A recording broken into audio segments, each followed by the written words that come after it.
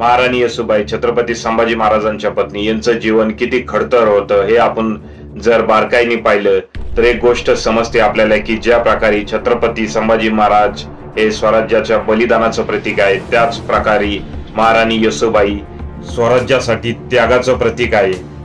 औरंगजेबने छत्रपती संभाजी महाराजांची हळहळ करून हत्या केली आणि त्यानंतर रायगडावर अनेक हालचाली झाल्या।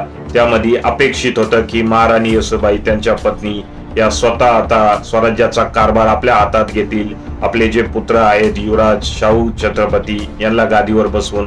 परंतु त्यांनी सगळ्यांना आश्चर्याचा धक्का दिला। त्यांनी आपले पुत्र प्रेम बाजूला ठेवून छत्रपती संभाजी महाराजांचे जे भाऊ होते सावत्र भाऊ राजाराम महाराजांना त्यांनी गादीवर बसवलं। स्वराज्याची जबाबदारी त्यांचं म्हणणं होतं की त्यांचे पुत्र युवराज शाहू छत्रपती हे 7 वर्षाचे आहे। दुसरीकडे त्यावेळेस राजाराम महाराजांचं वय 18 वर्षे होतं, त्यामुळे त्यांच्याकडे ही जबाबदारी सोपवण्यात आली। महाराणी येसूबाई यांचं म्हणणं होतं की स्वराज्याची जबाबदारी घेण्यासाठी राजाराम महाराज यांचं वय जास्त असल्यामुळे त्यांना अनुभव जास्त आहे आणि तेच योग्य आहे सध्याच्या परिस्थितीमध्ये। राजपरिवारामध्ये एखाद्या राजमातेने केलेला हा सगळ्यात मोठा त्याग असेल। आपण जर इतिहासाची पाने जर मागे वळून पाहिली तर तसंच आपल्याला माहितच असेल की ज्यावेळेस छत्रपती संभाजी महाराज यांना संगमेश्वरला पकडण्यात आलं होतं त्याच वेळेस मोगल सेनेची 40,000 सैनिकांची तुकडी जुल्फिकार खान याच्या अध्यक्षतेखाली रायगडाला वेढा मारून या परिस्थितीमध्ये नवनिर्वाचित छत्रपती राजाराम महाराज आणि सगळे राजपरिवार जर रायगडावरच अडकून बसला तर आपलं स्वराज्य धोक्यात येऊ शकतं, सगळेच आपण पकडले जाऊ शकतो। या परिस्थितीमध्ये महाराणी येसूबाई यांनी छत्रपती राजाराम महाराज यांना जिंजीच्या किल्ल्यावर जाण्यास सांगितलं आणि त्यानंतर 2200 किलोमीटरचा प्रवास करून अखेरकार तमिळनाडूतील जिंजीच्या किल्ल्यावर छत्रपती राजाराम महाराज पोहोचले। राजाराम महाराजांनी जिंजीला स्वराज्याची राजधानी म्हणून घोषित केलं व तिथूनच स्वराज्याचा कारभार ते सांभाळायला लागले। दुसरीकडे मागच्या 8 ते 9 महिने महाराणी येसूबाई अनेक मराठा सरदार संताजी धनाजी यसाजी कंक यांच्यासोबत रायगडाचा जो वेढा होता मोगल सैनिकांनी घातला होता ते लढत राहिले आणि शेवटी काही मराठा सरदार जसे की सूर्याजी पिसाळ यांनी स्वराज्यासोबत गद्दारी केली आणि रायगडाचा नकाशा औरंगजेबला दिला आणि त्यामुळे रायगडचा जो दरवाजा आहे त्याच्या अवतीभोवती मोगल सेना शेवटी येऊन पोहोचली। तरी अनेक चकमका चालूच राहिल्या। शेवटी स्वराज्य वाचवण्यासाठी महाराणी येसूबाई यांनी चर्चाचे दरवाजे जुल्फिकार खान यांच्या सोबत सुरू केले आणि यामध्ये त्यांनी 3 नोव्हेंबर 1689 ला रायगड हा मोगलांना स्वाधीन केला आणि काही अटी मंजूर केल्या, ज्यामध्ये ते स्वतः युवराज छत्रपती शाहू यांच्या सोबत मोगल कैदीमध्ये राहणार होते। याच रायगडच्या तहामध्ये महाराणी येसूबाई यांचा मुत्सद्दीपणा व चातुर्य आपल्याला दिसून येतं।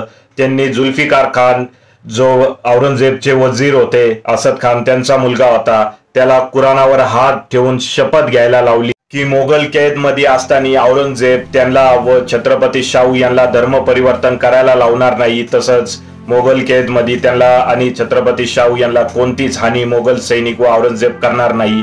आणि जुल्फिकार खान यांनी अखेरकार कुराणावर शपथ घेतली आणि शब्द दिला की काहीच तुम्हाला केलं जाणार नाही। त्याचबरोबर महाराणी येसूबाई यांनी औरंगजेबची जी मुलगी होती जेबुन्निसा हिच्याकडनं पण हाच शब्द घेतला। त्यानंतर पुढच्या 28 वर्ष महाराणी येसूबाई या मोगल कैद मध्ये राहिल्या आणि शाहू छत्रपती हे 18 वर्ष राहिले। औरंगजेबचा मृत्यू झाला 1707 साली आणि त्यावेळेस बहादूर शाह जो त्याचा मुलगा होता त्यांनी छत्रपती शाहू यांची सुटका केली। त्यानंतर 1708 साली छत्रपती शाहू महाराज हेच मराठा साम्राज्याचे छत्रपती झाले। त्यांचा राज्याभिषेक सोहळा साताऱ्याला झाला। त्यानंतर 1718 साली मराठा सैन्य पहिल्यांदाच दिल्लीवर चाल करून गेलं, ज्यामध्ये पहिले पेशवे बालाजी विश्वनाथ, बाजीराव पेशवे, संताजी भोसले, खंडेराव दाभाडे सगळ्यांनी मिळून दिल्लीचा पराभव केला। मोगलांचा जो बादशाह होता त्याला अक्षरशः गुडघे टेकवावे लागले। मराठा साम्राज्याचा झेंडा दिल्लीवरही फडकवला आणि अखेर 4 जुलै 1719 ला महाराणी येसूबाई यांची सुटका झाली। तब्बल 29 वर्ष 8 महिने ते मोगल कैद मध्ये राहिले। त्यांचा हा जो त्याग होता, हा जो वनवास होता, हा रामायणामध्ये जेवढा सीताचाही वनवास नव्हता त्याच्यापेक्षाही जास्त व अधिक वनवास त्यांच्या पदरी आला। आयुष्यात सर्वाधिक वेदनामय काळ त्यांनी पाहिला। आपल्या पती छत्रपती संभाजी महाराजांची हत्या त्यांनी पाहिली। त्यानंतर ते स्वतः मोगल कैद मध्ये राहिल्या। शेवटी त्यांची सुटका झाल्यानंतर स्वराज्याचे सुवर्ण क्षण त्यांनी पाहिला। आपला मुलगा छत्रपती शाहू महाराज हा स्वराज्याचा सगळ्यात मोठा शक्तिशाली छत्रपती झाल्याचं त्यांनी पाहिलं। येसोबाईंनी आयुष्यभर खूप त्रास सहन केला, त्याग केला, पण जेव्हा 1728 साली त्यांचा मृत्यू झाला त्यावेळेस त्यांनी आपला शेवटचा श्वास हा खूप समाधानाने घेतला असेल।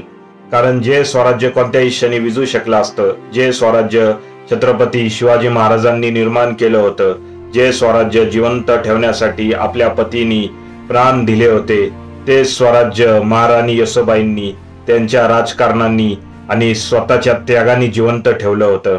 हे महाराणी येसोबाईंचे खूप मोठे देण आहे महाराष्ट्राला आणि महाराणी येसोबाईंचं महाराष्ट्रावर खूप मोठे उपकार आहेत। आज आपल्याला मागे बघून असं वाटत असेल की ही अनेक गोष्टींपैकी एक गोष्ट आहे मित्रांनो, पण तसं नाही आहे।